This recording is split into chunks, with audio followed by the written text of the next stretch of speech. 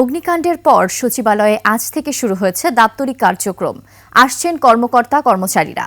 সেখানে আছেন আমাদের সহকর্মী মফিউর রহমান। সরাসরি চলে যাচ্ছি তার কাছে।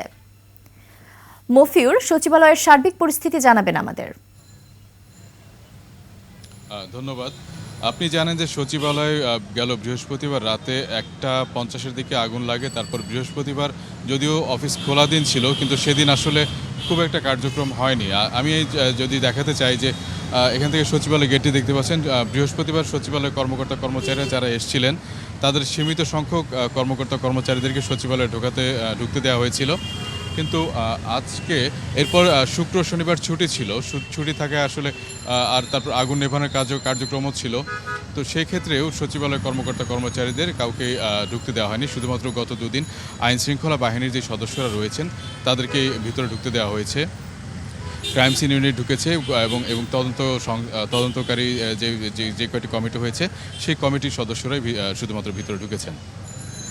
আজকের অবস্থা যদি আপনাকে বলি, আপনাকে যদি দেখাই যে সচিবালয়ের 1 নম্বর গেটটি যদি আমরা ক্যামেরা পার্সনকে বলি একটু দেখানোর জন্য, সেটি কিন্তু 1 নম্বর গেটের দিকে একটু তাক করতে বলছি আমার ক্যামেরা পার্সনকে। 1 নম্বর গেটের দিকে দেখেন যে ওখান দিয়ে কিন্তু কোনো গাড়ি ঢুকছে না। সচিবালয়ে আজকে উপদেষ্টা এবং সচিব ছাড়া কাউকেই আসলে গাড়ি দিয়ে ঢুকতে দেওয়া হচ্ছে না। উপদেষ্টার সাথে হচ্ছে ওনার যেই কয়জন সহকারী থাকে তাদেরকে ঢুকতে দেওয়া হচ্ছে। আর নিরাপত্তার সংশ্লিষ্ট যারা আছে, পুলিশ এবং আরও যারা নিরাপত্তার দায়িত্বে আছে, তাদের কিছু গাড়ি আসলে ভিতরে ঢুকছে। সানবিট সব দিবে সামাল।